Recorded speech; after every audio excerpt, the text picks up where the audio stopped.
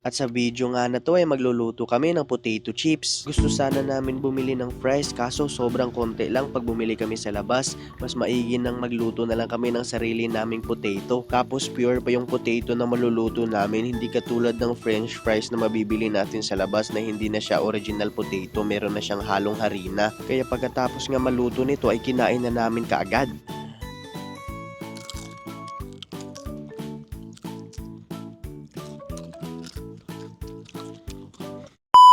First step. Una nga naming ginawa ay nag-prepare kami ng butane para meron kaming lutuan sa aming potato. At ito nga yung potato na nabili namin na sobrang sarap. Kakatapos lang nitong mahugasan kaya ngayon ang gagawin namin, babalatan na namin. Sobrang laki nga ng tulong ng kutsilyo na nabili namin dito sa TikTok. Dahil sa kutsilyo na yan, makakapagbalat na kami at makakapaghiwa na kami ng kung ano-anong gusto namin kainin. Sa mga gustong malaman kung saan namin to nabili yung ganitong klaseng kutsilyo, punta lang kayo sa TikTok, Christian Rosasenia 03. Tignan nyo yung showcase doon, yung yellow basket doon, nandun lang yan. At sa pagbabalat namin itong potato ay inabutan nga kami ng ilang minuto dahil hindi pala ito mabilis balatan kasi masasama pala yung laman niya, kailangan talaga hinaan yung pag-slice niya. At yung kutsilyo pala na gamit namin ay hindi siya katulad ng iba na nipis yung paghihiwa niya. Hindi pala ito peeler or blade, kaya makapal talaga kasi kutsilyo yung gamit namin. So yung tatlo na potato is na balatan na namin. So ito na lahat, nabalatan na namin lahat. Ang next na gagawin namin ay hihiwain namin siya ng manipis. So ngayon hinihiwa na Nicole yung potato sa maliit na piraso. Kailangan talaga sobrang nipis talaga para maging potato chips talaga siya. Sobrang excited nga namin sa araw na to dahil ngayon pangalawa namin tong ginagawa. Last na ginagawa nga namin itong potato chips na kami mismo yung nagluluto. Almost 2 years na siguro nakalipas nung nagluto kami ng ganito. Kaya na-curious kami ulit, ano kayang lasa ng potato chips na hindi namin hinahaluan ng asin at hindi namin hinahaluan ng harina. At ngayon i-ready na natin yung mantika para magluto na tayo ng potato chips. So kailangan damihan natin yung mantika, kailangan malubog talaga siya sa mantika para magiging crispy talaga siya. Hindi siya masusunog kasi pag konti lang yung mantika, masusunog siya. So ngayon, i-on na natin yung butane para maging mainit na yung kawali at pagkatapos na uminit ng kawali ay ilagay na agad yung mga potato chips na ni-slice na namin. Kailangan pa daw to patuyuin, sabi ni Nicole, kailangan pa daw to pahiran ng tissue para maging crispy daw siya. Kasi pag basa daw siya, ay hindi daw siya magki-crispy daw masyado. Yun ang sabi ni Nicole. Hindi ko alam kung totoo ba yun. Kung totoo yun, i-comment nyo daw dyan sa comment section. At sa mga solid followers pala namin, sobrang salamat sa inyo. Thank you kay Tita Marlene, Tito Joe, Lolo Tony, Sir Carlos, Sir Roland Ganiban, Jeremy Anduloy, Andy Click. Sobrang salamat sa inyong lahat.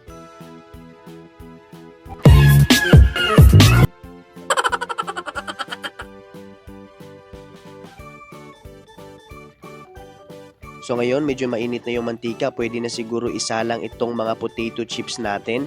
Pero maya maya na kailangan talaga painitin daw yon, sabi ni Nicole, ng masyado. So ngayon nilagyan namin ng isang potato para malaman namin kung pwede na ba talaga siyang lunuran. Kasi mahirap naman kung ilunod natin tapos hindi pa gaano kainit yung kawali, di ba? So ngayon naglunod na si Nicole ng isa-isa na potato chips natin para hindi siya magdikit-dikit. Sabi niya kailangan daw isa-isahin para di daw magdikit-dikit. Kasi last daw na ginawa namin, yung niluto namin, ay nagdikit-dikit daw siya sa kadahilanan na hindi niya hiniwalay-walay nung niluto niya. Mga gustong magluto ng ganito, pwede nyo rin lutuin pero hindi namin kayo sinasabihan na gayahin nyo kami dahil hindi lahat ng kinakain namin dito ay healthy. Yun, habang niluluto ni Nicole yung ibang potato na iniisa-isa niya, ako naman is nagbi-video sa kanya. Syempre, kailangan talaga videohan natin ng maayos para makita ng mga viewers si Nicole na hindi nakikita yung mukha. Sobrang saya nga niya na tinuturo pa niya ako, takot daw ako na matalsika ng matika, syempre. So ngayon, habang si Nicole nagluluto, ako naman iniisa-isa kong inislice ng manipis yung potato. Sobrang hirap pala mag-slice ng potato, 'di ba? Lalo na pag matalas yung kutsilyo mo. Kasi nga baka dumiretso sa kamay mo, agay, the show must go on. Kailangan talaga natin ipagpatuloy pag kahit masugatan, 'di ba? Pangit naman pag masugatan tayo, color red na yung potato natin, kaya mas maganda mag-ingat talaga. Kaya payo namin sa mga hindi expert, huwag nyong gayahin yung ginagawa namin. So ngayon, malapit na maluto yung potato chips natin. Sobrang sarap na. Lumitaw na talaga sa mantika at parang crispy na talaga yung potato chips natin. So ngayon ginamitan ni Nicole ng chopstick yung potato chips para ihiwalay-hiwalay sa mga kumapit. Buti pa yung mga yung mga potato chips kumakapit, yung mga nagkarelasyon dyan hindi na kumakapit, di ba? Di, joke lang. Konting kwentuhan lang guys habang niluluto namin itong banana chips, nalito na tuloy ako.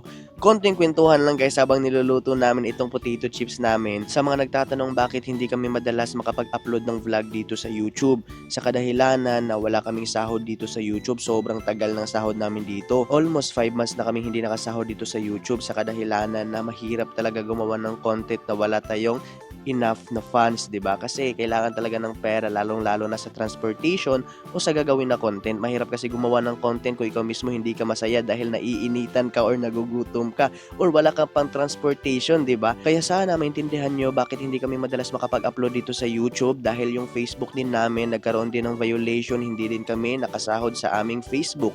Na-hold lahat ng earnings tapos hindi na kami available sa monetization sa Facebook. And syempre bilang isang tao na nabubuhay dito sa mundo, kailangan din namin ng hanap buhay. Kaya mas maigi na dinilagay namin yung oras namin dun sa mga bagay na pwede kaming kumita kaysa naman dito sa YouTube na sobrang tagal namin kumita talaga tapos wala na kaming pangkain, di ba? So, ang ginagawa namin, nandun kami sa TikTok namin, pwede nyo kaming panoorin sa TikTok namin, doon kami nagbebenta ng mga products. Pero hindi pa rin namin susukuan itong YouTube at Facebook namin kasi alam namin na challenge lang to ng Panginoon. Walang ibibigay yung Panginoon sa amin na challenge na hindi namin kayang lagpasan, di ba? Kaya magpapatuloy pa rin kami hanggat may manunood sa amin kahit konti lang kasi masaya na rin kami pag meron kaming napasaya. Kaya sa mga gustong mag-sponsor para tuloy-tuloy yung vlog namin dito sa YouTube pati sa Facebook, pwede po kayo mag-sponsor, message nyo lang kami dito sa email namin tapos dito naman sa Facebook. Yun, balik na tayo dito sa ating vlog dahil naluto na yung potato chips natin. So ngayon,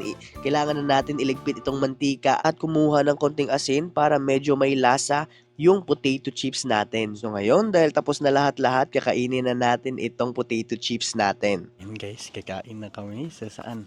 Kita mo? Yan. Yan. Subo muna tayo isang subo. Isa. Crispy.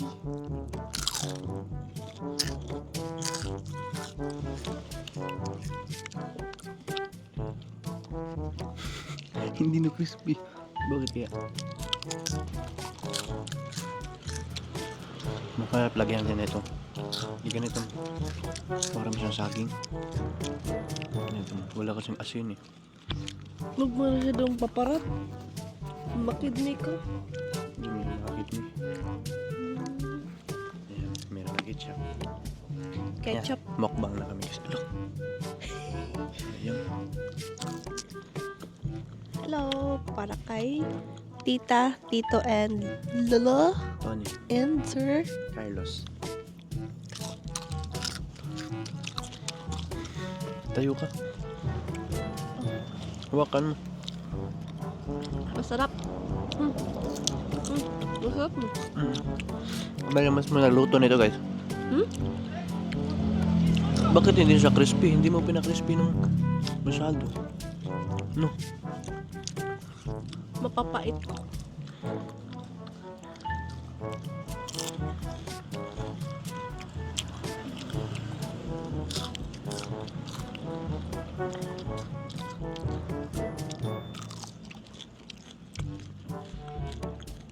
Ito, crispy.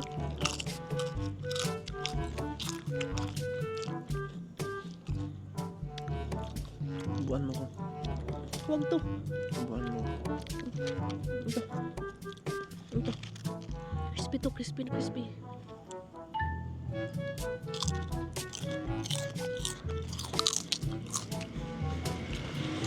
Masarap.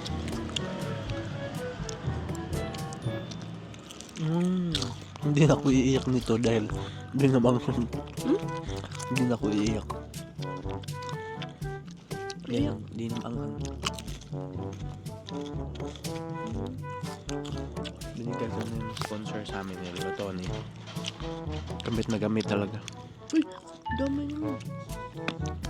Gamit na gamit talaga to. Diba? No?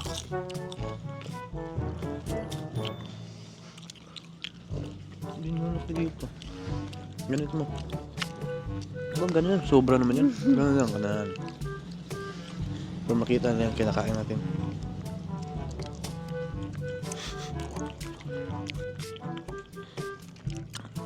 Yung unang linuto ni Nicole, sobrang crispy yung last, hindi na dahil nainip na siya.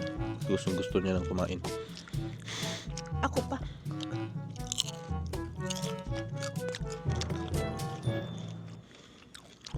Pumikit ako habang kinakain ko. Finifeel ko yung lasa. Tapos si Nicole, nakasampung subo na. Grabe ka naman. Pag kumain ka, pikit ka. Ito. Tabal tayo. 1, 2, 3. Huli kita.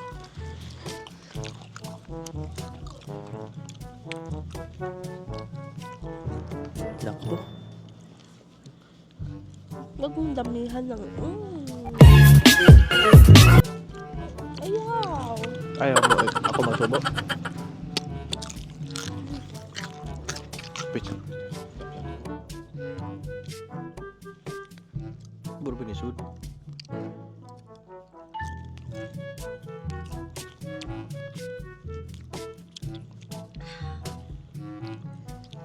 Wala kaming french fries eh.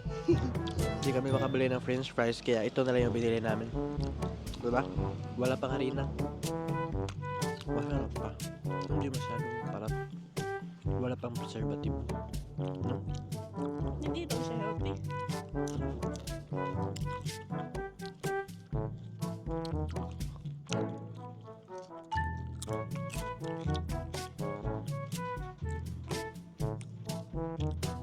Tagalog mga pala. Tagalog. Tagalog. Dalawi.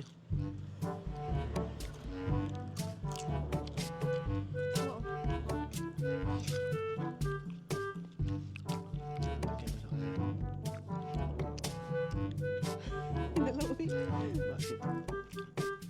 Yan. Hindi din naman ito healthy. No? Ano lang bigyan natin fruits.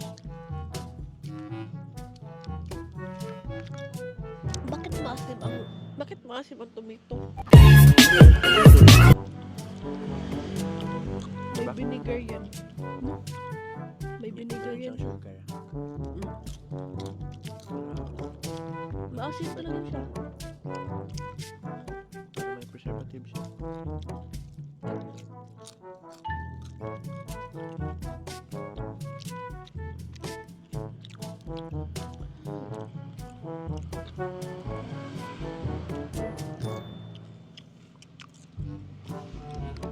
Kapin mo.